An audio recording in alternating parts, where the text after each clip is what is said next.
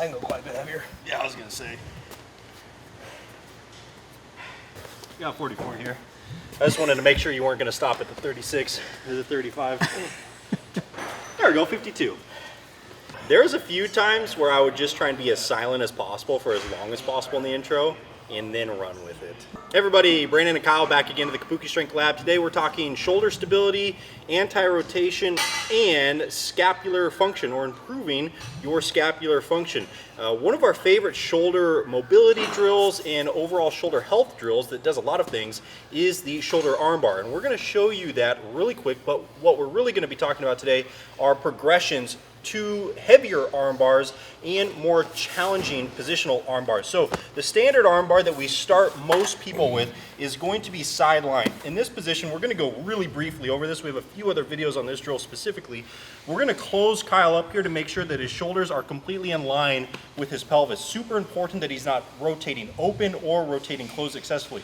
Punch grip as always, and we're not looking for a ton of excessive movement at the wrist. We want all of the movement happening at the shoulder. And what he's going to do is go into ever increasing amounts of shoulder internal rotation and shoulder external rotation. And he should be anchoring himself with his scapula to do so. This is a fantastic place to start and stay for a lot of people. But if we want to challenge positional tolerances, if we want to add anti-rotation elements to it, or really pattern the scapula in deeper retraction without diving into the trap or diving into that fault that we talk about a lot, which is that dumping shoulder effect that happens in rows and presses, we can progress this drill into a post variation. Go ahead and post on the forearm, Kyle, and get the feet or the knees off the ground. Yeah. No, go forearm first. We would start forearm here. This is going to be challenging for a lot of people. We can continue to go through rotations here, but what I really like to do once we get into this posted position is go into a press. Now, the reason that we like this press is it challenges your anti-rotation as the kettlebell goes across the back side of your body. It's going to make this bottom oblique work a ton. So if you're looking for things to change up your ab work, this is a very effective drill to do because it's also going to incorporate a lot of shoulder stability elements. Let's go high post, Kyle. Hand on the ground. This is probably the hardest variation because we reduce the base of support that Kyle had. From this position, we can continue to go through the arm bar, but this position is much more suited for pressing.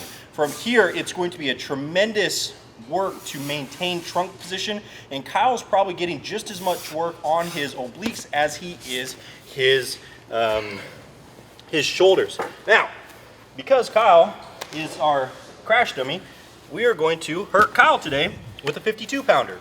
So if you do the advanced progression, you should not use the same loads that you used in the standard arm bar. It's just not going to be that effective. And if you watched our last video, or maybe 2 videos ago, you probably saw that we train core exercises really hard, just like we would any other accessory exercise. And this is exactly how we would do it here. So we've got the 52-pound kettlebell. We're gonna get Kyle in position. He's gonna brace really, really hard, and he's going to press as far behind his back as possible. That doesn't mean he's flaring out, but he's going as deep as possible. As Kyle does that, he's going to get a lot of quality work in that scapula, in that lat, and even more so in that bottom oblique. So if you're looking to improve your shoulder stability, we didn't really talk about the posted hand, but there's a ton of benefits from making this a closed chain exercise and posting up with that bottom hand. If you're looking to improve or change up your shoulder warm-ups or shoulder stability training, or even your abdominal training, this is a fantastic progression to take your normal armbar from. What do you think, Kyle? Pretty challenging. Going through the motion, especially with heavyweight, I can't really tell what was working harder. The challenge on shoulder mobility. Now I have pretty tight shoulders, but also core stability and overall stability of the shoulder. So a very good drill because we're going to take care of multiple things at once.